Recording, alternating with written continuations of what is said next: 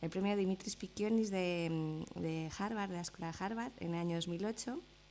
Además de esto, se le han concedido becas, como por ejemplo la beca para iniciación a la investigación que otorga el Ministerio de Educación en el año 2000, la beca de la Fundación La Caixa para ampliación de los estudios, que conoceréis, la del año 2005, o la de la Fundación de Caja Madrid en el 2007. En su línea de investigación ha impartido conferencias, charlas y seminarios y ha dirigido talleres en distintas universidades, y su trabajo ha sido publicado en numerosas revistas nacionales e internacionales y ha sido expuesto en Barcelona, Cambridge, Chicago, Nápoles, Portimao o Londres. Viajero nato. Y actualmente es profesor de composición en la Universidad de Zaragoza, en el grado de Estudios de Arquitectura, donde nos hemos vuelto a encontrar. Así que hoy nos va a presentar una charla que es fruto de la investigación que presentó en su tesis doctoral. ¿Se me oye así? Sí, igual, apagamos la luz. Sí, muy bien. ¿Se me oye bien o...? Sí, vale, perfecto. Bueno, yo generalmente de lo que hablo es de utopía, ¿no? De la utopía de los años 60, de las megaestructuras o el brutalismo. Y también hablo bastante generalmente de mass media, de cine y de cómic, ¿no? que es lo que me gusta, ¿no? A mí en general me interesan las imágenes de arquitectura, y también me interesan mucho las cosas que no se han construido, ¿no? Que son de las que mejor se puede hablar, ¿no? Porque puedes decir muchas cosas independientemente y nadie te puede contradecir, ¿no? Porque como no están hechas. Entonces, hoy de lo que voy a hablar voy a dar esta charla que he dado en diferentes formas y en diferentes sitios, que siempre se llama igual, ¿no? Siempre tiene el título Futurópolis, ¿no? Que es el título de mi tesis doctoral, que está subtitulada con este subtítulo tan rimbombante, ¿no? Es típico de las tesis doctorales, ¿no? Que es el cómic y la construcción transmediática de la ciudad del futuro, ¿no? Que utiliza en el título este neologismo, Futurópolis, que es ya clásico para referirse a la ciudad futura, y que es una investigación que al final lo que hacía era, digamos, encontrar diferentes líneas de investigación que me interesaban. Uno de los aspectos más inmediatos es, porque viene ya en el propio título, es el interés por la producción que se ha ido generando en torno al pensamiento sobre la ciudad del futuro todo a lo largo del siglo XX, que es un fenómeno que, pese al interés que despierta, y ahí tenemos las diferentes exposiciones que van surgiendo cada cierto tiempo, ¿no? Y de hecho cada vez más a menudo, pese al interés que despierta, hay una cierta carencia de análisis históricos sistemáticos. Es muy difícil encontrar en ningún sitio una historia de la ciudad del futuro, mientras que es fácil encontrar exposiciones que hablan de la arquitectura y el cine, o que hablan de ciudades o del cine y la ciudad, pero en ningún momento encontraba, ¿no?, esta historia que te hablara de cómo ha evolucionado el pensamiento con respecto al futuro, y que sin embargo es un aspecto, es un fenómeno que planea todo lo largo de la historia de la disciplina y de la modernidad, y muy especialmente de la modernidad arquitectónica, ¿no? Y es que podríamos decir que hasta cierto punto, ¿no?, es precisamente esta interacción con el futuro la que dirige la acción arquitectónica, ¿no? Siempre proyectamos para el futuro, y es la que ha marcado en gran medida la evolución de la arquitectura moderna, que siempre nació, ¿no?, dentro de discursos sobre el futuro, ¿no? Y de hecho, la imagen, ¿no?, y la propia ideología de la modernidad se gestaron entre ideas de una vida urbana futura, ¿no? Entonces, por ejemplo, la Cité industrial de Tony Garnier, que tenemos ahí arriba a la derecha, ¿no?, o la Ville Radies de Le Corbusier, o la Rush City Reform de Neutra, yendo de derecha a izquierda, ¿no? Pero también otras propuestas pues mucho menos factibles, ¿no?, como por ejemplo las de los constructivistas rusos, o las de Archigram abajo, o las de los metabolistas, ¿no? Aparece Clusters in the Air de Arata Isozaki, que habría que discutir hasta qué punto Isozaki es metabolista, pero todas estas son al final componentes tan indispensables, ¿no?, tan inseparables del propio ADN de la modernidad, ¿no?, y tan patrimonio de la historia de la modernidad como los hitos que sí que se han construido. Y lo más interesante es que esta interacción, ¿no?, y particularmente el diseño de la imagen del futuro de la ciudad, no es un fenómeno desarrollado ni exclusiva, ni tan siquiera primeramente, ¿no?, dentro de un ámbito interdisciplinar, ya que desde el último tercio del XIX, los mass media emergentes en ese momento, ¿no?, que en ese momento eran sobre todo los mass media escritos o impresos, ¿no?, los periódicos y las revistas, que son medios que habían nacido dentro de una ciudad moderna que se estaba formando en ese momento, ¿no?, ya se llenaron de imágenes y conceptos del futuro de la ciudad, que eran imágenes en general críticas, ¿no?, otras ingenuas, ¿no? Muchas veces delirantes, ¿no? Pero también fascinantes, ¿no? Y fascinantes para la sociedad, pero también para unos arquitectos que, por ejemplo, y aquí lo vemos, ¿no? En el ámbito de la ciudad americana, fueron absorbiendo estas imágenes en sus propias propuestas para el futuro real, ¿no? O para la perspectiva de lo real, ¿no? Es un oxímoron que me gusta mucho. Y es aquí donde entra el componente transmediático, ¿no? Al que se refiere el título de la tesis y de la charla, ¿no? Y es que en la evolución, ¿no? de estas imágenes, que es la parte que a mí me interesa, ¿no? Cómo es en la evolución de las imágenes y los conceptos, ¿no? Esta evolución que se produce no solo dentro de un ámbito interdisciplinar y no linealmente, sino que son sujetos de una transformación que se produce en los intercambios entre la arquitectura y otras disciplinas situadas en su periferia, ¿no? En procesos de idas y vueltas, en los que es precisamente este salto entre medios en el que aparecen la regeneración morfológica y conceptual, ¿no? Y aquí vemos, por ejemplo, dos imágenes. La de la derecha es una imagen de Wiley Harvey Corbett, que es uno de los arquitectos del plan de Nueva York, en el que proponía la manera de organizar los diferentes flujos de la ciudad, ¿no? Y a la izquierda tenemos una imagen que aparecía en uno de los almanaques de fotografías que Moses King empezó a publicar a principios del siglo XX, ¿no? En 1908, es esta imagen, que en la portada tenía esta imagen futurista, ¿no? De la ciudad. Y yo creo que, y en gran medida, lo interesante es ver cómo estas imágenes que producían los arquitectos, en cierto modo, aparecían informadas por una imaginería arquitectónica que se iba gestando en otras áreas, ¿no? como en este caso en este almanaque fotográfico, ¿no?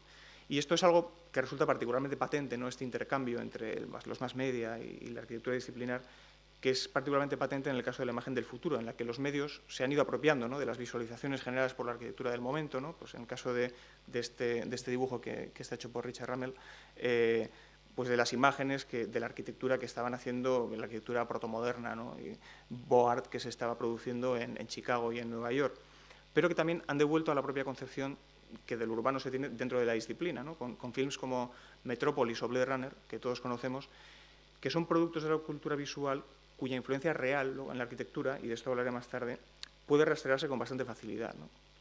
Por ello, al final, todo esto hace que realizar una historia del futuro sea en realidad completar un hueco de la propia historia de la arquitectura, ¿no? De completar este mapa de la evolución de las ideas y las imágenes en el contacto entre la arquitectura y los mass media.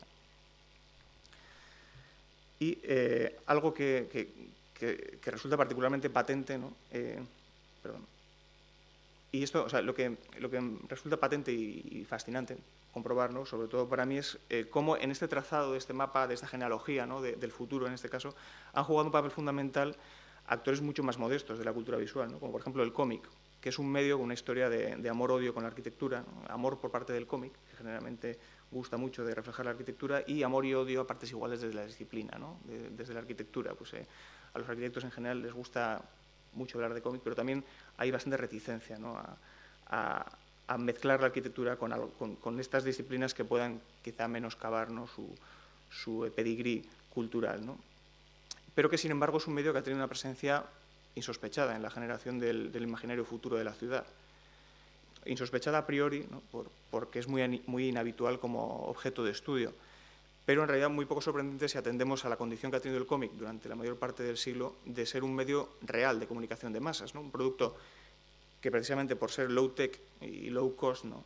Que ha sido un producto un subproducto de consumo rápido, pues ha marcado una vocación también de inmediatez en las respuestas, ¿no? y de formalización, y le ha conferido también una enorme difusión.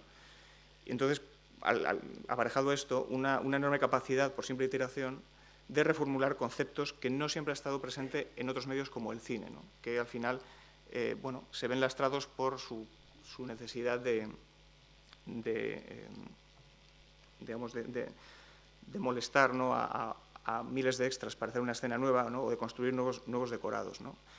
En el cine podemos identificar algunos momentos en los que ha habido producción, digamos, de imagen urbana, pero también ha habido grandes vacíos, ¿no? Y sin embargo, en el cómic, esta imagen urbana del futuro pues ha estado presente transversal y longitudinalmente, y ahora lo veremos en las imágenes que voy a mostrar, toda la historia del siglo y en todos los géneros, ¿no?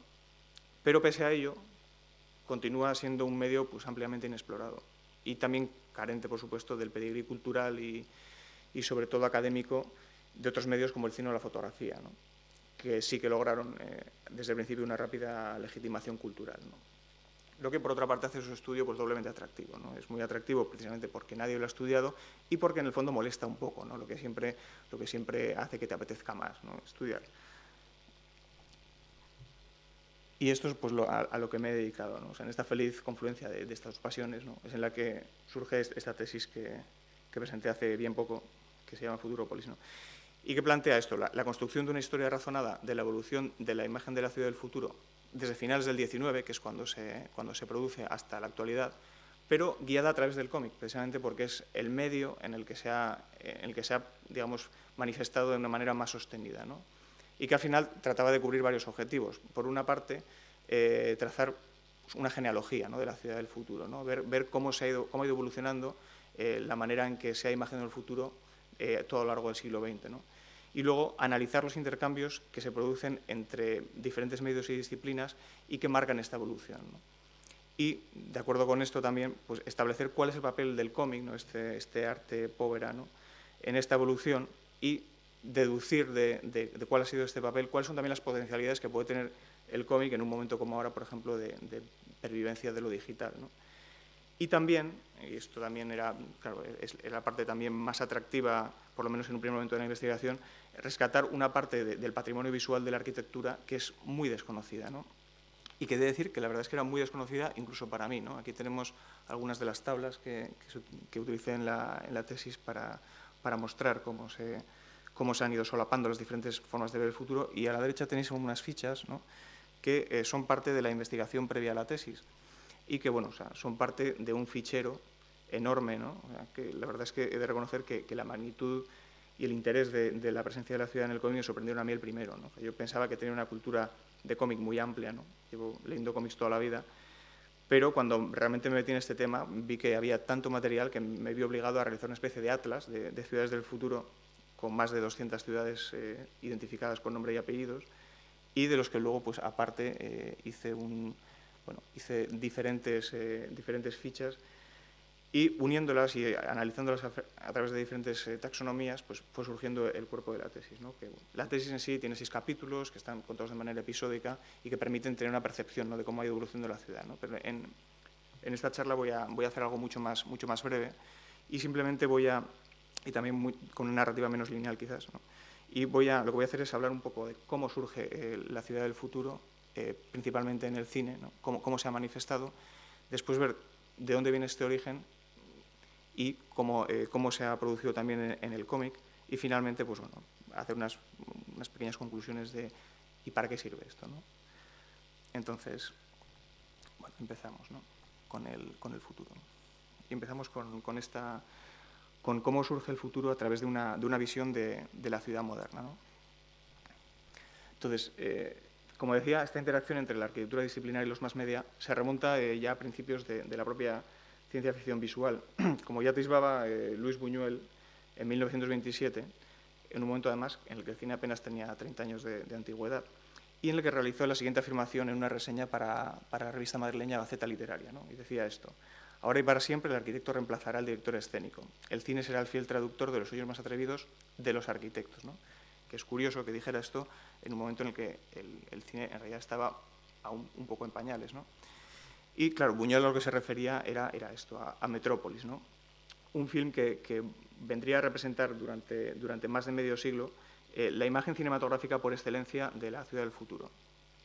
Y no porque fuera el único. En realidad, Metrópolis surgió en el contexto de toda una primera ciencia ficción urbana generada a principios de los años 20, ¿no? Y que incluyó films, pues, bueno, aquí los vemos, ¿no? Arriba a la izquierda tenéis a Elita, un film ruso. Después tenéis Metrópolis, Alitas del 24, y luego tenéis High Treason de Maurice Elvey, que imaginaba ya en el 28 pues, un Londres futuro con estos edificios entre Board, ¿no? E incluso Just Imagine, que es la última de esta imagen decimonónica del futuro, que venía a construir, esto es una imagen de una maqueta gigantesca que hicieron para el film, construida en un hangar, que venía a construir un poco la ciudad del futuro de Hugh Ferris, ¿no? Y bueno, como comentaba, Metrópolis tampoco presentaba en realidad, y esto se encargaría de denunciarlo H.G. Wells, ¿no?, que tenía su propia agenda, ¿no?, tampoco presentaba ideas particularmente novedosas sobre el futuro, ¿no?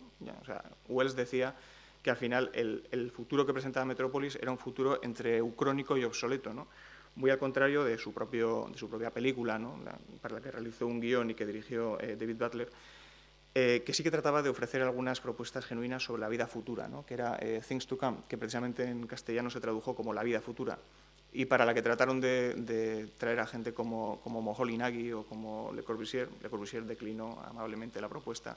Moholy Nagy sí que trabajó, aunque al final no se utilizó nada de lo que había hecho, pero que sería la última película de esta primera, digamos, ciencia ficción urbana, ¿no?, que a partir de los años 30 ya daría paso, pues, digamos, a la ciencia ficción espacial y de viajes, naves y marcianos, ¿no?, y se olvidaría de la ciudad, ¿no?, en el periodo de entreguerras y después de la Gran Depresión, ¿no?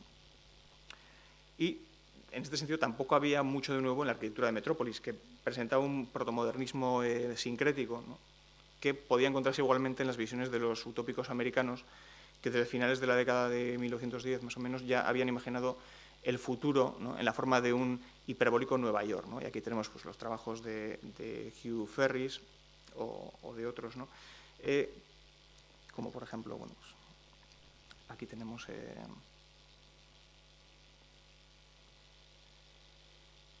aquí tenemos algunos de los miembros de la exposición de Titan City, ¿no?, que se hizo en 1925. Arriba un dibujo de Maxwell Fry, a la derecha tenemos una propuesta de Raymond Hood para Manhattan, y el de abajo es una ciudad americana, es una ciudad imaginada en estilo neoamericano, según Francisco Mújica, que era un arqueólogo y arquitecto, ¿no?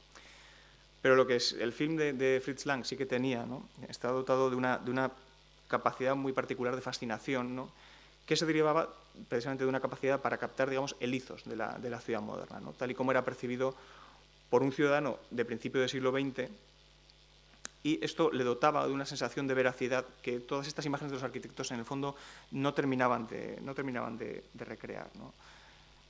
Y esto es así porque la ciudad del cambio de siglo lo que había supuesto es la aparición de una nueva realidad que resultaba para el ojo del ciudadano que venía del 19 y de los esquemas del 19, resultaba hasta cierto punto, pues, inaprensible, ¿no? O sea, desafiaba con esta nueva verticalidad y con la multiplicidad de un espacio en el que sucedían muchas cosas en lugares diferentes, ¿no?, desafiaba, como digo, la capacidad perceptiva de un espectador que aún estaba atrapado en esquemas del barroco, ¿no?, en una visión monofocal de la que habla muy bien Juan Antonio Ramírez, que se veía superada por una realidad que requería de una visión panóptica, ¿no?, es decir, que requería ser vista desde múltiples ángulos de vista, y caleidoscópica, es decir, que debería permitirte poder mirar a varios sitios a la vez, que es la percepción que alguien tenía de esta ciudad que abrumaba los sentidos, ¿no? Y esta percepción desbordada, ¿no?, pues fue la causante de que desde finales del 19, ya desde el último tercio del 19 en realidad, la prensa comenzara a llenarse de estas imágenes, ¿no?, que imaginan el futuro como un paisaje caótico y superpuesto, ¿no?, múltiple, ¿no?, y que vemos en estas imágenes de la derecha, y que reflejaban, pues, esta sobresaturación sensorial, ¿no?, imaginando la metrópoli futura, pues, desde la percepción de una ciudad moderna, ¿no?, cuyos problemas, ¿no?, cuyas disfuncionalidades, pues estas imágenes llevaban hasta el extremo para generar toda esta imaginería, ¿no? Y de hecho, por ejemplo, en la imagen de abajo de la derecha del todo, que tenemos ahí, que es de Judge, de 1910, es la última de una serie que se puede rastrear, ¿no?, que va a través de las décadas, en la que vamos viendo cómo la ciudad cada vez se imagina más como un único elemento, ¿no?, o sea, como un único megaedificio, ¿no?, una temprana megaestructura llena de cosas, ¿no? Y se generaban, pues, estas imágenes, ¿no? Esta imagen de William Lake me parece fantástica, ¿no? Y además me parece mucho más cercana a Metrópolis que la de King's Views of New York, que a veces se pone como precedente, ¿no? Y estas son imágenes que hay historiadores como Carol Willis que señalan cómo han ayudado a dar forma al imaginario urbano tanto como la propia arquitectura disciplinar, ¿no?, porque además son anteriores a las visiones de los arquitectos. Y sobre todo descubrían el poder de la hipérbole, ¿no?, y del futuro como un instrumento para capturar la propia esencia de la realidad urbana. Y es que al final, probablemente para un espectador de principios del siglo XX, estas imágenes se correspondían mucho más con la percepción que él tenía de esta ciudad que crecía descontroladamente que una fotografía, ¿no?, una fotografía real, ¿no? Al final son como una especie como de dobles futuros de la realidad urbana, ¿no? Y Metrópolis lo que hizo fue pues, llevar esta capacidad, ¿no?, un paso más allá, mostrando la capacidad que tenía la cinematografía para formalizar de alguna manera esta percepción, ¿no?, que utilizaba el continuo del celuloide, ¿no?, pues como un crisol en el que se iban conciliando toda esta multitud de imágenes que Lang iba presentando, ¿no? Y así, en virtud del montaje, pues se creaba una ciudad que en el fondo era un espacio mental, ¿no?, un espacio creado por la acumulación en el tiempo de todas estas imágenes en la retina del espectador, que en realidad nos presentaban. Metrópolis es así, Metrópolis presenta muchas imágenes que son contradictorias entre sí, algunas son alegóricas, otras son están dibujadas con mucho realismo, otras son, están en un camino intermedio, y todas ellas presentan muchas veces ciudades que no se corresponden unas con otras y que solo en la propia narrativa adquieren, digamos, esta carta de ser una única ciudad, ¿no? Y luego también lo último que hacía Metrópolis era pues, cumplir esta promesa inherente, ¿no?, en la ciudad moderna, que es la de un espacio vertical total, ¿no?, un espacio que está pensado para ser experimentado pues, suspendido en su centro, ¿no?, y que era presentado al espectador pues, para su exploración cinemática, ¿no? Y habría que ponerse en el papel de una persona que ve estas imágenes a principios del siglo XX, en los años 20, ¿no?, y cómo se sentía pues eso, transportado, ¿no?, a este espacio por el que Lang le llevaba. Muy bien, pues pasemos a las experimentaciones ya que se dan más con lo que es, no tanto con la visión, sino con el cuerpo de la ciudad ya a partir de los 80, ¿no? Es que, o sea, tendríamos que esperar ya más de 50 años, ¿no?, irnos al extremo opuesto del siglo para encontrar un film que tuviera una capacidad comparable para soliviantar el status quo de la arquitectura, ¿no? Y ese film sería Blade Runner, que es un icono indiscutible, ¿no?, y un texto fundamental de la posmodernidad, que se han encargado de que sea así pues, la literatura académica, que 30 años después de que apareciera la película todavía continúan encontrando en él pues un objeto de deseo, ¿no? Y de hecho no hay día, no hay semana que no aparezca un nuevo artículo sobre Blade Runner o que en un simposio alguien no haga una ponencia sobre Blade Runner, etcétera, ¿no?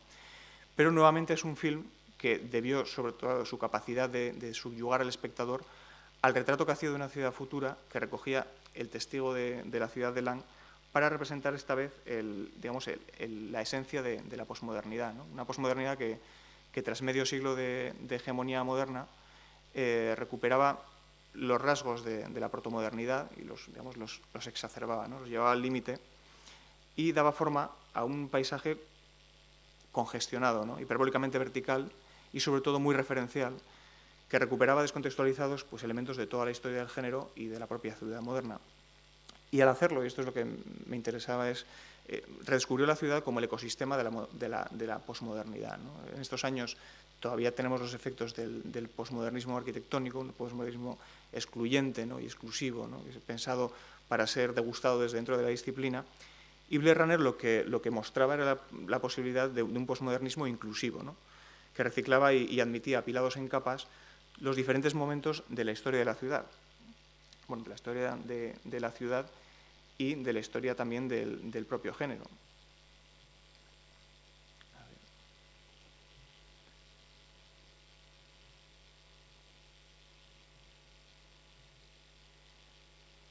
¿No? En un juego, ¿no?, pues, de reciclaje, ¿no?, posmoderno, ¿no?, que trascendía el ascetismo pues que viene aparejado la utopía moderna de Le Corbusier, ¿no?, y recuperaba pues eso, la superposición, los efectos del paso del tiempo, ¿no?, y una relación más física con la ciudad, ¿no?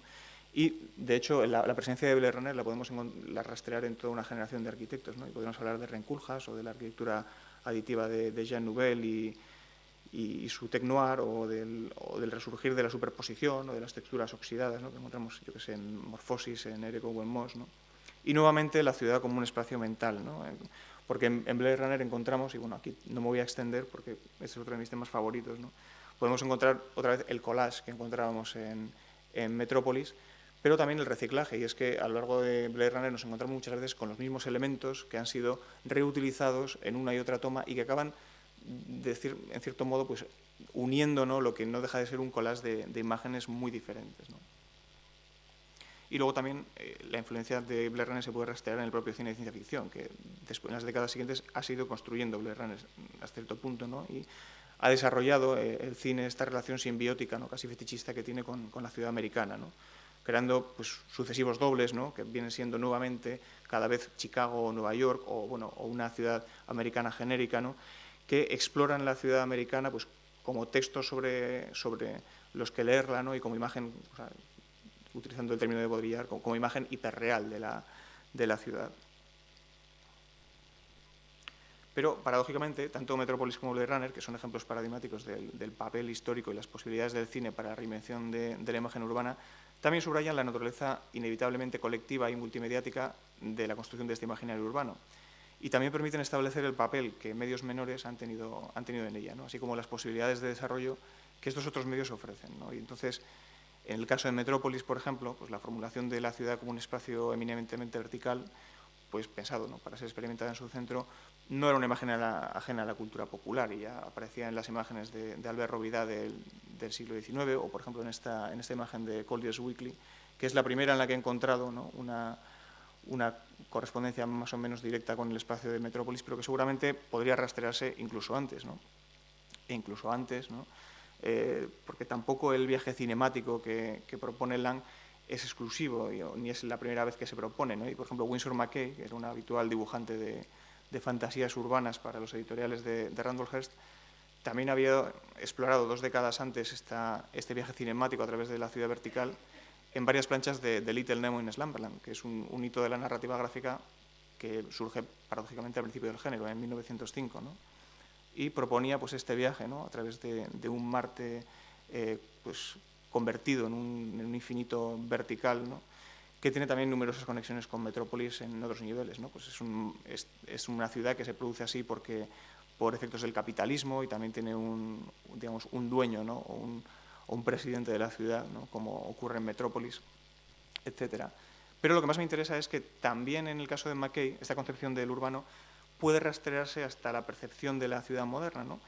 Que en el caso de McCay la había explorado unos años antes dentro de esta misma serie, ¿no? En una secuencia de planchas que solo son 4, en 4 semanas diferentes, en las que mostraba la capacidad que tiene el sencillo sistema de articulación de la plancha de cómic para condensar esta visión caleidoscópica de la que hablaba antes y que en esta misma época pues muchos artistas trataban de capturar por medio del collage, ¿no? Entonces, en el caso del cómic, pues al final la página de cómic permitía a McCay, proponiendo articulación en lugar de colisión, pues organizar todos los diferentes momentos y los diferentes espacios de la ciudad, de este caos perceptivo de la ciudad, pues en una especie de espacialización del tiempo que también evocaba de manera particularmente fiel la experiencia temporal del urbano y que componía en su conjunto una imagen hiperurbana, ¿no? Como de una ciudad que se desdoblaba cuando el espectador la miraba. En el caso de Blade Runner, también pues, refleja el estado en el que se encontraba el medio en el extremo opuesto del siglo, ¿no? Y ejemplifica hasta cierto punto la productividad de esta traducción de la que hablo entre medios, ¿no? Y la ruptura de fronteras también entre los niveles alto y bajo de la escala cultural que se producen más allá de mayo del 68. Y esto es así porque para retratar esta imagen del futuro, ¿no? Superpuesto, muy alejada por otra parte del desértico entorno en el que Philip K. Dick había ambientado su novela, y de hecho es que si leéis la novela, él la ambienta no en Los Ángeles, sino en San Francisco, pero en un San Francisco que está vacío, ¿no? Mientras que en el caso de Ridley Scott es una ciudad congestionada. Y se explica así porque Scott en realidad lo que había hecho es utilizar como referentes pues, los más media de su época, ¿no? Y se había fijado, digamos, en la imaginería de una ciencia ficción postmoderna que se había generado en la bande dessinée, en el cómic francés, desde finales de los años 70, ¿no? Y que había visto generada por unos autores que ya habían estado, se habían criado, ¿no? En una generación más consciente de su posición en el espectro cultural y que habían utilizado el futuro como un campo de experimentación formal y también como crítica, ¿no? de la realidad del presente. Y aquí tenemos, pues, por ejemplo, a Mobius, ¿no? Que realiza esta historia, ¿no? el largo mañana, ¿no? Con Dan O'Bannon, precisamente el guionista de Alien, al que Ridley Scott obviamente conocía, y de la que Ridley Scott tomó esta imagen, ¿no? De un futuro que se va construyendo hacia arriba y en el que la calle se convierte en un interior, ¿no? Pero también podemos tener a Bilal, ¿no? Del que Ridley Scott toma directamente, y además él no tiene ningún problema en reconocerlo, toma la textura, ¿no? la decrepitud de Blade Runner, ¿no? Y las imágenes, por ejemplo, de la prótesis, que en el caso de Bilal son bunkers que van tomando París, que en el caso de Ridley Scott son prótesis más biomecánicas, ¿no? Y también la textura del biomorfismo, ¿no?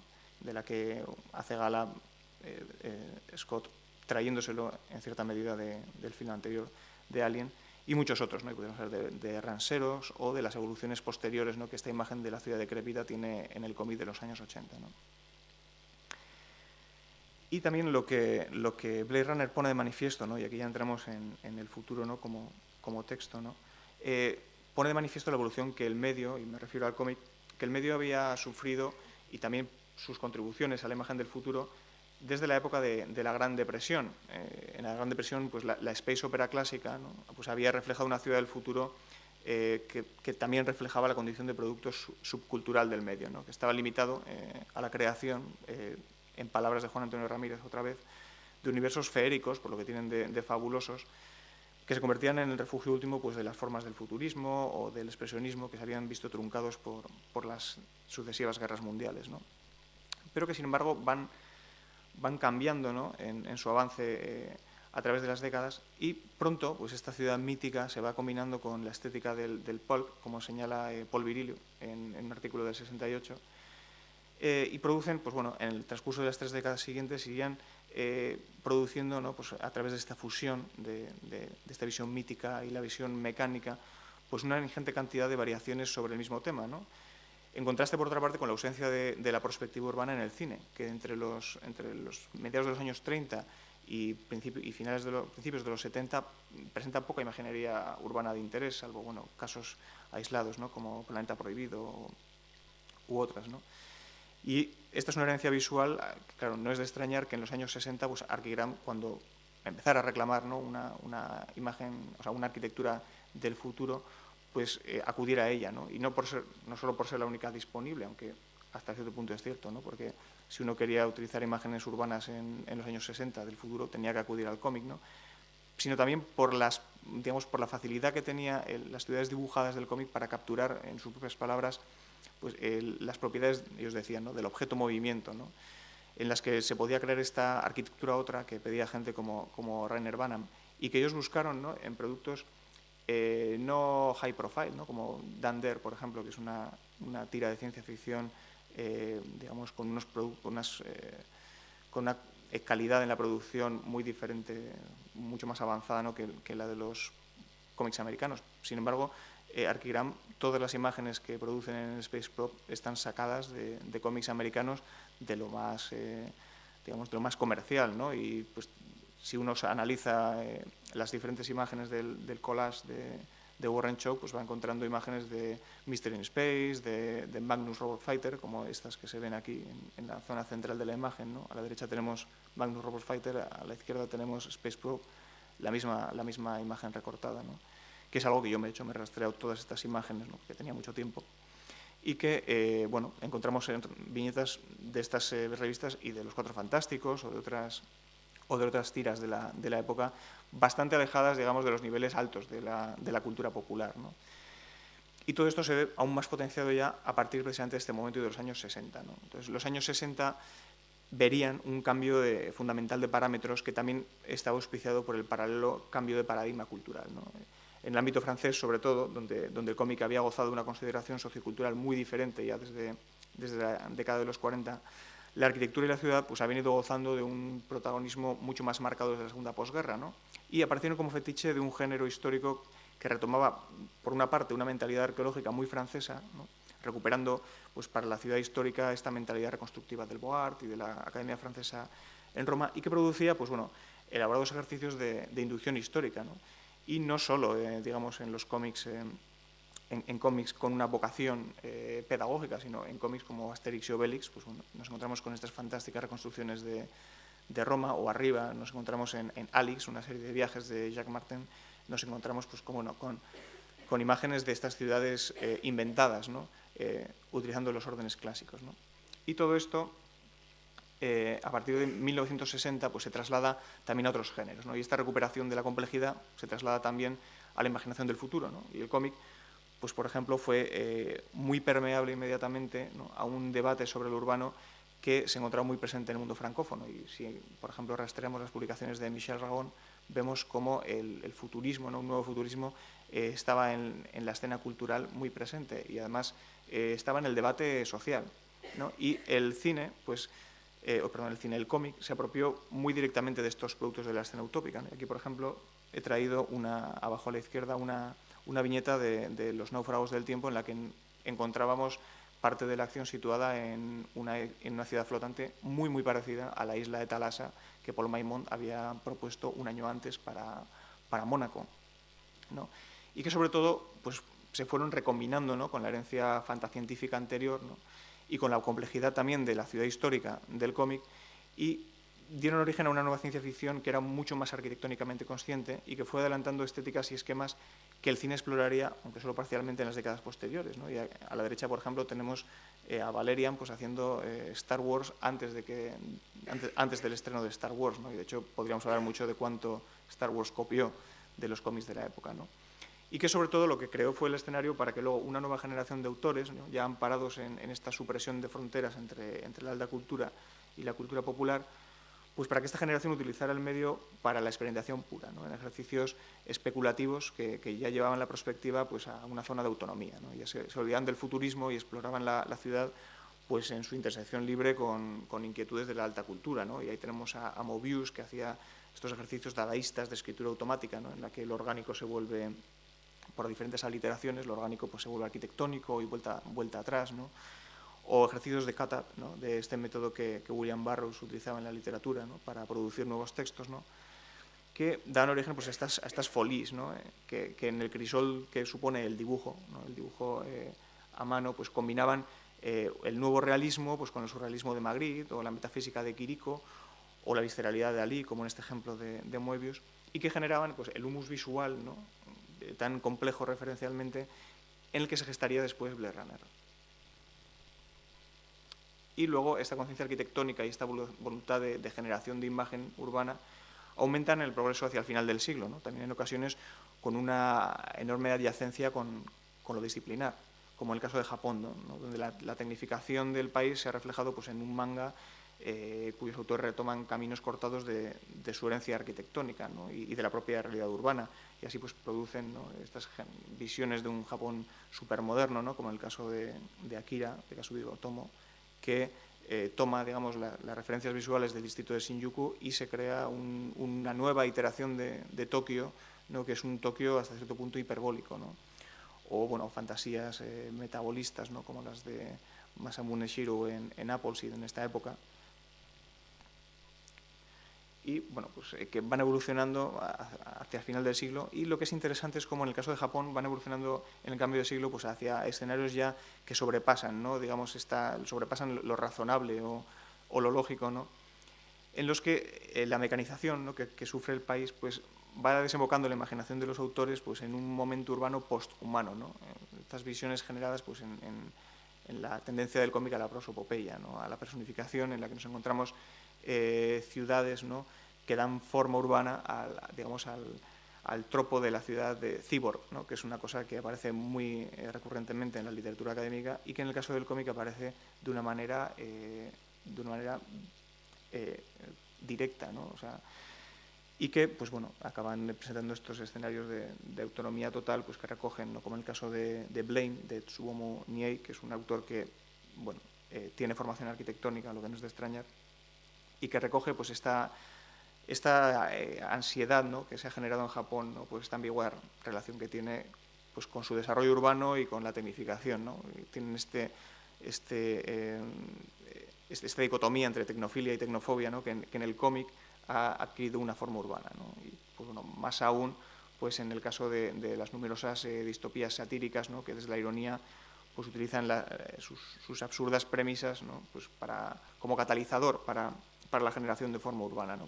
Como el caso de Dominion, que es una distopía futura pues, hecha a partir de la arquitectura de los insectos, ¿no? En el caso de Gamu, y que ponen de relieve, ¿no? Este poder productivo, que es lo que más me interesa, de la confluencia entre el relato visual y el diseño urbano, ¿no? Y que este es un aspecto fundamental, ¿no? Dentro de mi tesis, que ilustra muy bien las potencialidades que tiene la ficción como elemento para potenciar el diseño, ¿no? O sea, en Megaestructura, este libro fundamental sobre la utopía de los 60, Rainer Bannan hablaba, ¿no?, de cómo en realidad poco había de utópico en un sentido estricto en las arquitecturas y ciudades que llamamos siempre utópicas, ¿no? De hecho, tenemos mucha ligereza los arquitectos para hablar de utopía, ¿no?, que son digamos, propuestas en las que la forma arquitectónica y urbana en realidad está desvinculada de cualquier propuesta social, que es en realidad el origen de utopía como concepto en la obra de Thomas More.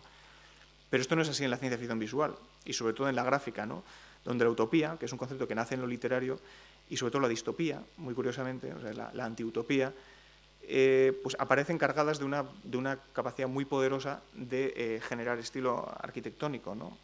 Y entonces, pues bueno, pues nos encontramos con el fenómeno de las distopías productivas, que es un término de Liam Young y Daryl Chen que a mí me gusta mucho por cómo de ilustrativo es, ¿no?, que son pues ejercicios que al final acaban siendo manieristas, ¿no?, y que en la narrativa gráfica, pues a diferencia del panorama genérico que a veces caracteriza el futurismo del cine, ¿no?, como veíamos en esta, pues da origen a estas ciudades, ¿no?, que son entidades urbanas con un carácter muy específico, ¿no?, ejercicios de estilo que lo mismo se imaginan ciudades favela, ¿no?, como la de las aguas de Mortelune, ¿no?, que están construidas, ¿no?, con un barroco que se diseña desde la arquitectura del desecho, ¿no?, o megalópolis pues con morfologías tribales, ¿no?, como en el caso de la Addis Abeba que se imagina Adamov en Dayak, ¿no?, o pues por ejemplo ecumenópolis fabriles, ¿no?, como el de la derecha arriba, que es Megalex, ¿no?, o incluso teocracias militaristas, ¿no?, como es el caso de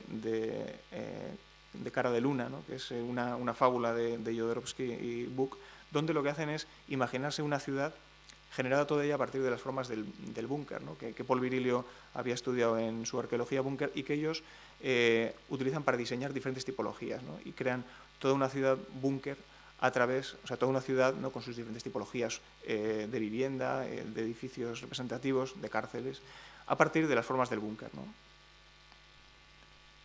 Y luego ya, pues bueno, hacia el final del siglo, ¿no?, ya en una última vuelta de tuerca, ¿no?, pues terminan por traspasar la frontera del futurismo, ¿no?, y dan origen pues a estos ejercicios de especulación anacrónicos que exploran la ciudad ya desde una posición revisionista, ¿no?, o sea, historicista, pero también ahistórica, en el sentido de que se salen de la propia evolución de la historia, ¿no?, tal y como los podría haber hecho, por ejemplo, la escuela Boart en el 19, ¿no? Son productos pues tan específicos como la saga de las ciudades oscuras de Schouten y Peters, ¿no?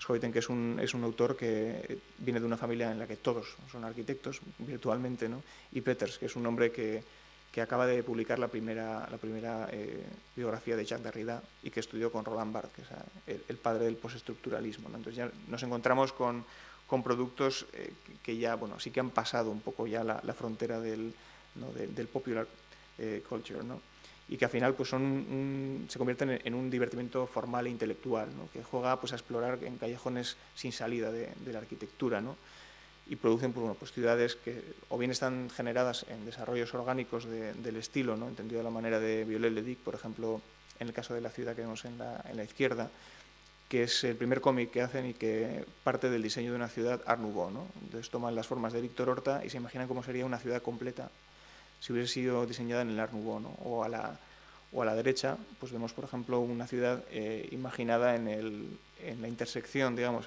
en la forma en la forma constructiva de los invernaderos del 19, ¿no?, de Alphonse Vallat o de Paxton, ¿no?, y la morfología del rascacielos, ¿no? Y sobre todo también tienen de interesante que son productos que se recrean, ¿no?, en la intertextualidad que se genera en la acumulación de referencias, ¿no? O sea, la ciudad acaba transformándose pues, en un texto muy complejo, ¿no?, que permite leer la realidad a la que se refiere, ¿no?, y generar discursos críticos pues, sobre las ciudades que reinterpreta, ¿no?, o también lecturas deconstructivas de sus referentes, ¿no?, reales o posibles, ¿no? Y, por ejemplo, en el caso de La fiebre de Urbicanda es muy sencillo, si uno conoce la obra de Peter Eisenman, realizar una lectura deconstructiva, aunque muy probablemente sus autores, bueno, muy probablemente no, seguramente, a ciencia cierta, sus autores no la pretendían. No sé si ellos conocían el Wexner Center for the Arts de Peter Eisenman. La última vez que se lo pregunté a Benoit Peters se enfadó bastante, pero lo cierto es que leyendo este cómic uno puede realizar una lectura de toda una etapa de la de la obra de Peter Eisenman. Y lo interesante de esto es precisamente el hecho de que no es pretendido, sino que acaban siendo textos tan complejos que permiten a uno realizar interpretaciones, ¿no? Y buscar nuevas lecturas, ¿no?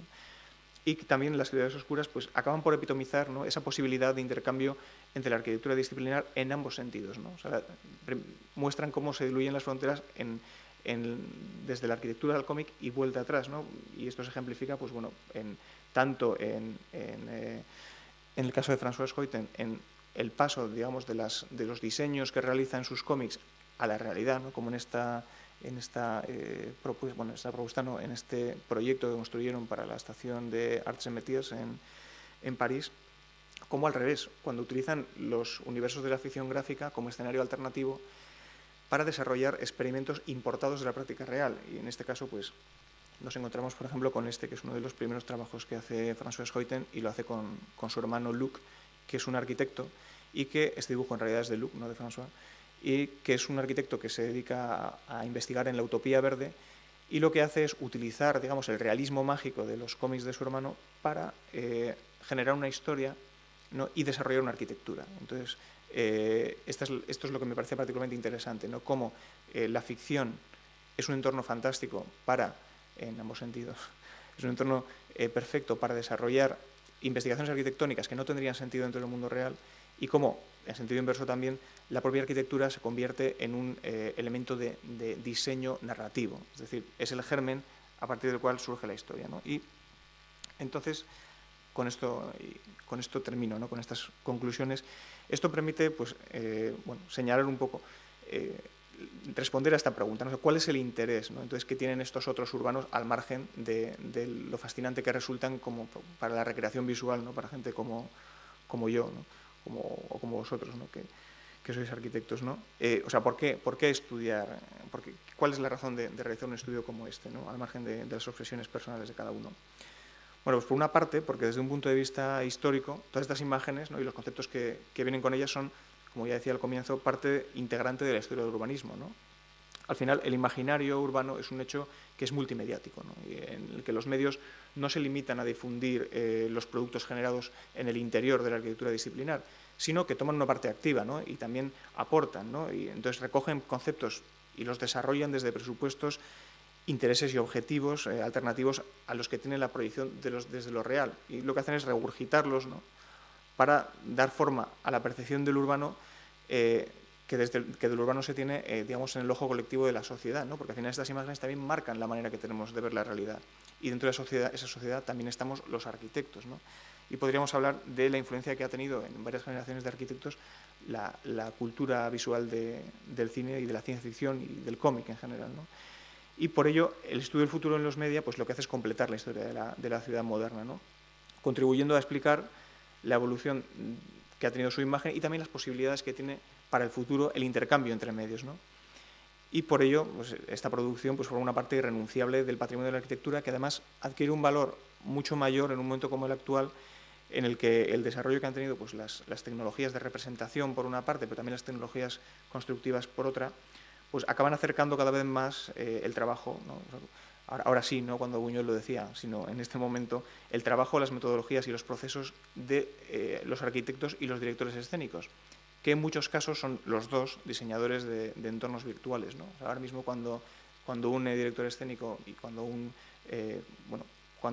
artista, digamos, diseña una ciudad para el cine, al final lo que hace es construirla en 3 dimensiones y luego renderizarla, ¿no?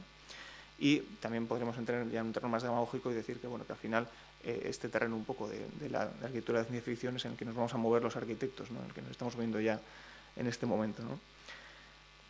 Por eso esto pues, acaba produciendo un solape, ¿no?, entre la arquitectura que se proyecta dentro de la disciplina y aquella que se imagina en la ciencia ficción, ¿no? Y es que el avance tecnológico, como decía, pues lo que ha multiplicado son las posibilidades de apropiación, que se superponen también hoy en día, ¿no?, a la avidez que tiene pues, nuestra disciplina, ¿no?, que está en permanente y yo diría casi desesperada búsqueda de nuevas imágenes y conceptos con los que renovarse, ¿no? Entonces es muy gracioso ver pues, cómo Koolhaas hace una Estrella de la Muerte para Ras Al Khaimah, o este otro, o Jerry Marquis hacen otro, pues, aunque esta solo se ve, digamos, en alzada, ¿no?, pero hacen otra especie de Estrella de la Muerte para Dubái, si no me equivoco, ¿no? Pero bueno, podríamos poner muchos más ejemplos de elementos en los que se está tomando de la ciencia ficción para producir arquitectura, ¿no? Y esto todavía es más patente en el caso de la ciudad, ¿no? Porque la imagen de la ciudad, pasada la euforia visionaria que hubo en los años 60 y 70, se halla bastante ausente de la práctica disciplinar, ¿no? En un escenario en el que hoy en día la práctica arquitectónica pues, se ha dividido, ¿no?, entre la generación de objetos, ¿no?, que buscan epatar un poco al espectador, ¿no?, y entonces está todo el mundo muy interesado, ¿no?, en realizar el edificio del siglo de esta semana, ¿no? Y luego, por otra parte, en el caso del urbano, pues se ha derivado más, y lo vemos hoy en día, ¿no?, a la generación, a la producción de discursos o de intervenciones dentro del espacio urbano, ¿no?, de intervenciones blandas, ¿no? Pero el diseño de la ciudad en sí, entre lo que oscila es entre el pragmatismo más absoluto de la práctica urbanística, y lo digo yo que soy urbanista, o sea que soy arquitecto urbanista, aunque cada día me dedico menos a esto, y entre su urbanización anacrónica, ¿no?, en la que se sigue reproduciendo, ¿no?, pues el gran sueño del hombre blanco de vivir en una casita aislada cada uno, ¿no?, y en el que, pues salvo reformulaciones high-tech de las ciudades ideales de, pues no sé, de Montgomery o de Vitone, ¿no?, como Masdar de Foster que vemos arriba, las propuestas con mayor capacidad de generación de imagen son muy significativamente propuestas satíricas, ¿no?, como las realizadas por MVRDV para la costa ibérica, o la ciudad o sea, para Benidorm en concreto, o la ciudad de los hitos de Culhas, ¿no?, que situó así en los Emiratos Árabes, casi un poco parodiándose a sí mismo. Sin embargo, estas son las imágenes probablemente más atractivas de ciudad que encontramos, ¿no? Y esto es una orfandad que se lleva prolongando en el tiempo. Y es muy significativo, ¿no? Por ejemplo, cuando estaba redactando la tesis doctoral, encontrarme un texto, ¿no?, como el de Norman Klein, ¿no?, que hablaba de una especie como de síndrome de Estocolmo, ¿no?, de los urbanistas, ¿no?, que decía que en 1991, en un ciclo de conferencias en Los Ángeles, y leo textualmente, decía: 3 de entre 5 urbanistas estaban de acuerdo en que esperaban que algún día Los Ángeles fuera como el film Blade Runner, lo cual es bastante sorprendente si tenemos en cuenta que Blade Runner presentaba un futuro bastante poco atractivo, pero parece ser que Los Ángeles real es todavía menos atractivo. Así que, bueno, pues, entonces hoy en día, al final, acabamos acudiendo a la ciencia ficción para encontrar nuestras especulaciones urbanas favoritas, esas que no se producen en la disciplina, ¿no?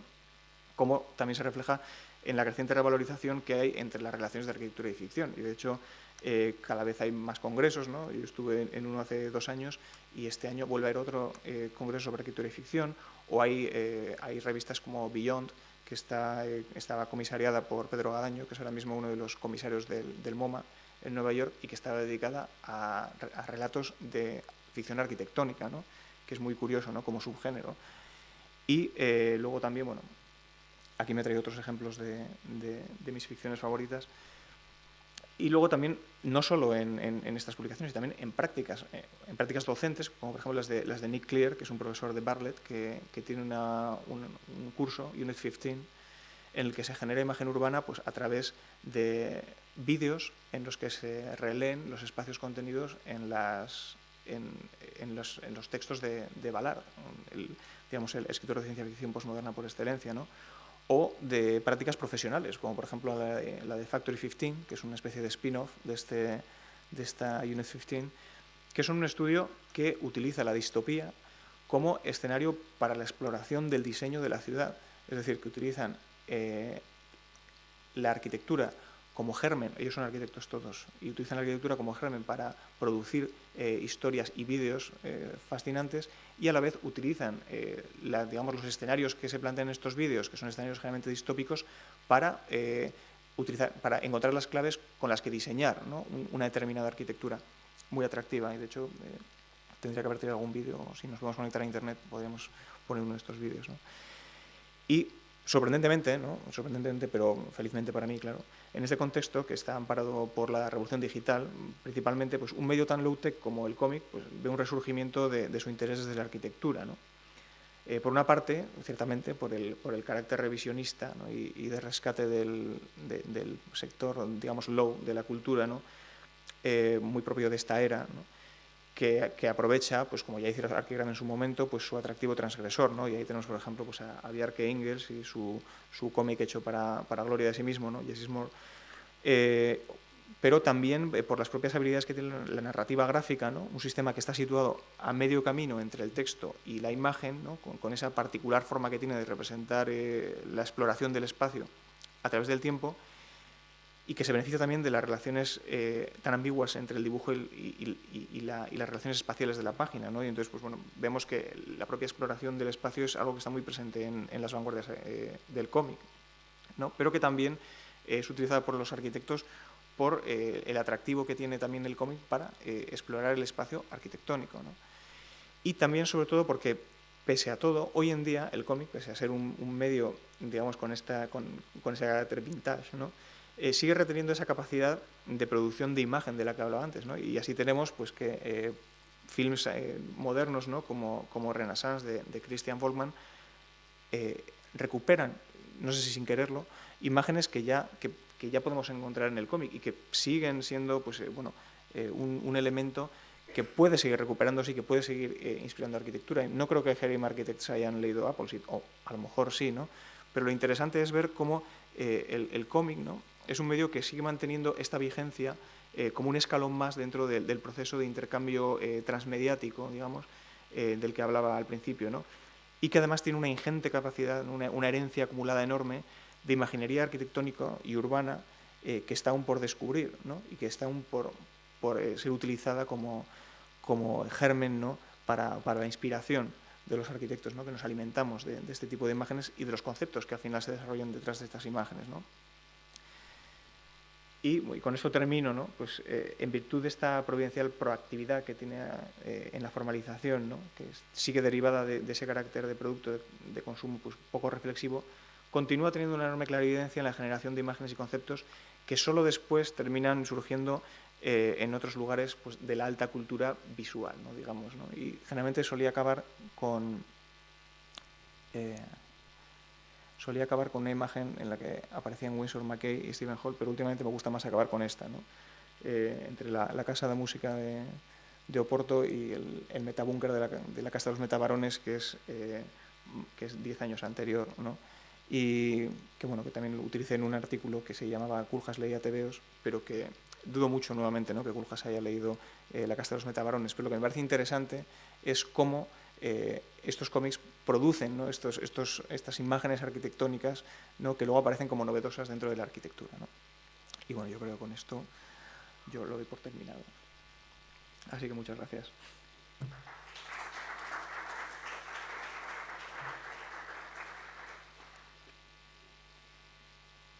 Bueno, ¿alguien tiene alguna pregunta o como de costumbre no? Ah, sí, vaya. Dime.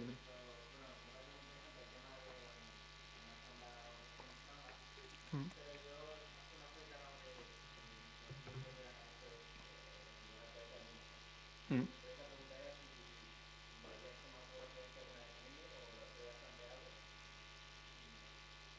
Hombre, o sea, lo interesante es que, claro, uno de los capítulos de mi tesis es sobre esto, entonces nos podemos tirar aquí toda la noche.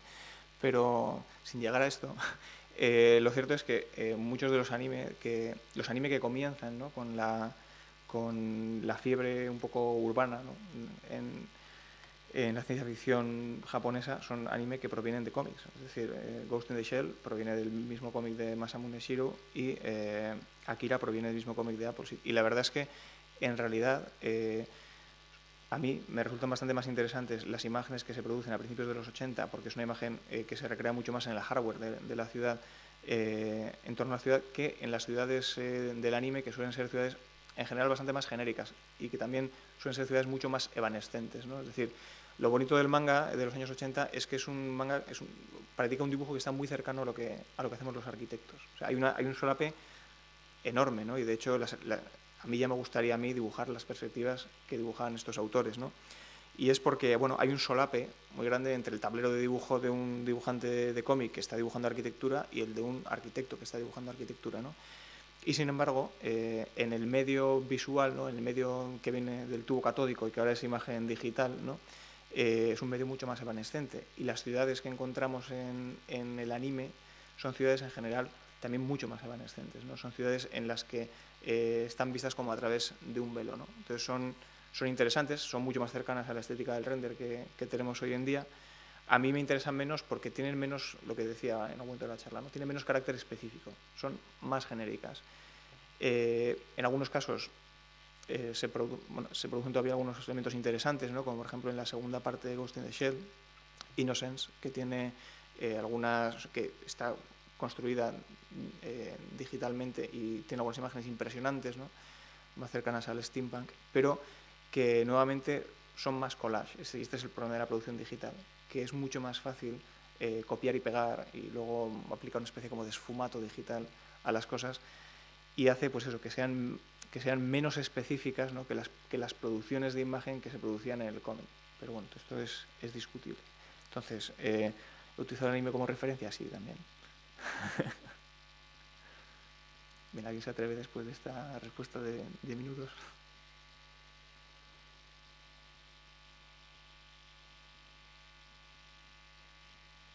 Bueno, pues si no hay nadie más, gracias a todos por venir y por escucharme.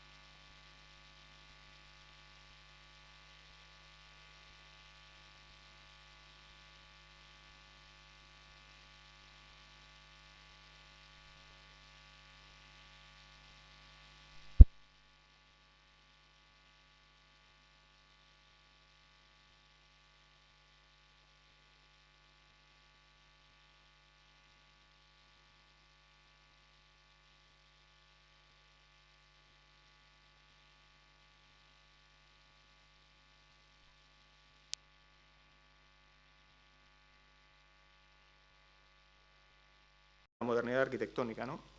Y es que podríamos decir que hasta cierto punto, ¿no?, es precisamente esta interacción con el futuro la que dirige la acción arquitectónica, ¿no? Siempre proyectamos para el futuro, y es la que ha marcado en gran medida la evolución de la arquitectura moderna, que siempre nació, ¿no?, dentro de discursos sobre el futuro, ¿no? Y de hecho, la imagen, ¿no?, y la propia ideología de la modernidad se gestaron entre ideas de una vida urbana futura, ¿no? Entonces, por ejemplo, la Cité industrial de Tony Garnier, que tenemos ahí arriba a la derecha, ¿no?, o la Ville Radies de Le Corbusier, o la Rush City Reform de Neutra, yendo de derecha a izquierda, ¿no? Pero también otras propuestas pues, mucho menos factibles, ¿no?, como por ejemplo las de los constructivistas rusos o las de Archigram abajo, o las de los metabolistas, ¿no? Aparece Clusters in the Air de Arata Isozaki, que bueno, habría que discutir hasta qué punto Isozaki es metabolista, pero todas estas son al final componentes tan indispensables, ¿no?, tan inseparables del propio ADN de la modernidad, ¿no?, y tan patrimonio de la historia de la modernidad como los hitos que sí que se han construido. Y lo más interesante es que esta interacción, ¿no?, y particularmente el diseño de la imagen del futuro de la ciudad, no es un fenómeno desarrollado ni exclusiva, ni tan siquiera primeramente, ¿no?, dentro de un ámbito interdisciplinar, ya que desde el último tercio del XIX, los mass media emergentes en ese momento, ¿no?, que en ese momento eran sobre todo los mass media escritos o impresos, ¿no?, los periódicos y las imágenes de arquitectura, y también me interesan mucho las cosas que no se han construido, ¿no?, que son de las que mejor se puede hablar, ¿no?, porque puedes decir muchas cosas independientemente y nadie te puede contradecir, ¿no?, porque como no están hechas. Entonces, hoy de lo que voy a hablar voy a dar esta charla que he dado en diferentes formas y en diferentes sitios, que siempre se llama igual, ¿no?, siempre tiene el título Futurópolis, ¿no?, que es el título de mi tesis doctoral, que está subtitulada con este subtítulo tan rimbombante, ¿no?, que es típico de las tesis doctorales, ¿no?, que es el cómic y la construcción transmediática de la ciudad del futuro, ¿no?, que utiliza en el título este neologismo, Futurópolis, que es ya clásico para referirse a la ciudad futura, y que es una investigación que al final lo que hacía era, digamos, encontrar diferentes líneas de investigación que me interesaban. Uno de los aspectos más inmediatos es porque viene ya en el propio título, es el interés por la producción que se ha ido generando en torno al pensamiento sobre la ciudad del futuro todo a lo largo del siglo XX, que es un fenómeno que pese al interés que despierta, y ahí tenemos las diferentes exposiciones que van surgiendo cada cierto tiempo, ¿no?, y de hecho cada vez más a menudo, pese al interés que despierta, hay una cierta carencia de análisis históricos sistemáticos. Es muy difícil encontrar en ningún sitio una historia de la ciudad del futuro, mientras que es fácil encontrar exposiciones que hablan de la arquitectura y el cine, o que hablan de ciudades o del cine y la ciudad, pero en ningún momento encontraba, ¿no?, esta historia que te hablara de cómo ha evolucionado el pensamiento con respecto al futuro, y que sin embargo es un aspecto, es un fenómeno que planea a todo lo largo de la historia de la disciplina y de la modernidad, y muy especialmente de la... El premio Dimitris Pikionis de Harvard, de la Escuela de Harvard, en el año 2008. Además de esto, se le han concedido becas, como por ejemplo la beca para iniciación a la investigación que otorga el Ministerio de Educación en el año 2000, la beca de la Fundación La Caixa para ampliación de los estudios, que conoceréis, la del año 2005, o la de la Fundación de Caja Madrid en el 2007. Bueno, en su línea de investigación ha impartido conferencias, charlas y seminarios y ha dirigido talleres en distintas universidades, y su trabajo pues, ha sido publicado en numerosas revistas nacionales e internacionales y ha sido expuesto en Barcelona, Cambridge, Chicago, Nápoles, Portimao o Londres. Viajero, nato. Y bueno, actualmente es profesor de composición en la Universidad de Zaragoza, en el grado de Estudios de Arquitectura, donde nos hemos vuelto a encontrar. Así que hoy nos va a presentar una charla que es fruto de la investigación que presentó en su tesis doctoral. ¿Se me oye así? Sí, igual, apagamos la luz. Sí, muy bien. ¿Se me oye bien o...? Sí, vale, perfecto. Bueno, yo generalmente de lo que hablo es de utopía, ¿no? De la utopía de los años 60, de las megaestructuras o el brutalismo. Y también hablo bastante generalmente de más media, de cine y de cómic, ¿no? que es lo que me gusta, ¿no? A mí en general me interesan las imágenes, las revistas, que son medios que habían nacido dentro de una ciudad moderna que se estaba formando en ese momento, ¿no? Ya se llenaron de imágenes y conceptos del futuro de la ciudad, que eran imágenes en general críticas, ¿no? Otras ingenuas, ¿no? Muchas veces delirantes, ¿no? Pero también fascinantes, ¿no? Y fascinantes para la sociedad, pero también para unos arquitectos que, por ejemplo, y aquí lo vemos, ¿no? En el ámbito de la ciudad americana, fueron absorbiendo estas imágenes en sus propias propuestas para el futuro real, ¿no? O para la perspectiva de lo real, ¿no? Es un oxímoron que me gusta mucho. Y es aquí donde entra el componente transmediático, ¿no? Al que se refiere el título de la tesis y de la charla, ¿no? Y es que en la evolución, ¿no? de estas imágenes, que es la parte que a mí me interesa, ¿no? Cómo es en la evolución de las imágenes y los conceptos, ¿no? Esta evolución que se produce no solo dentro de un ámbito interdisciplinar y no linealmente, sino que son sujetos de una transformación que se produce en los intercambios entre la arquitectura y otras disciplinas situadas en su periferia, ¿no? En procesos de idas y vueltas, en los que es precisamente este salto entre medios en el que aparecen la regeneración morfológica y conceptual, ¿no? Y aquí vemos, por ejemplo, dos imágenes. La de la derecha es una imagen de Wiley Harvey Corbett, que es uno de los arquitectos del plan de Nueva York, en el que proponía la manera de organizar los diferentes flujos de la ciudad, ¿no? Y a la izquierda tenemos una imagen que aparecía en uno de los almanaques de fotografías que Moses King empezó a publicar a principios del siglo XX, ¿no? en 1908, es esta imagen, que en la portada tenía esta imagen futurista, ¿no? de la ciudad. Y yo creo que, en gran medida, lo interesante es ver cómo estas imágenes que producían los arquitectos, en cierto modo, aparecían informadas por una imaginería arquitectónica que se iba gestando en otras áreas, ¿no? como en este caso en este almanaque fotográfico, ¿no? Y esto es algo que resulta particularmente patente, ¿no? Este intercambio entre los más media y la arquitectura disciplinar, que es particularmente patente en el caso de la imagen del futuro, en la que los medios se han ido apropiando, ¿no? de las visualizaciones generadas por la arquitectura del momento, ¿no? Pues en el caso de este dibujo que está hecho por Richard Rummel, pues de las imágenes de la arquitectura que estaban haciendo, la arquitectura protomoderna, ¿no? Y Beaux Art que se estaba produciendo en Chicago y en Nueva York, pero que también han devuelto a la propia concepción que del urbano se tiene dentro de la disciplina, ¿no? con films como Metrópolis o Blade Runner, que todos conocemos, que son productos de la cultura visual cuya influencia real, ¿no? en la arquitectura, y de esto hablaré más tarde, puede rastrearse con bastante facilidad, ¿no? Por ello, al final, todo esto hace que realizar una historia del futuro sea en realidad completar un hueco de la propia historia de la arquitectura, ¿no? De completar este mapa de la evolución de las ideas y las imágenes en el contacto entre la arquitectura y los más media. Y algo que resulta particularmente patente, ¿no? Y esto, o sea, lo que resulta patente y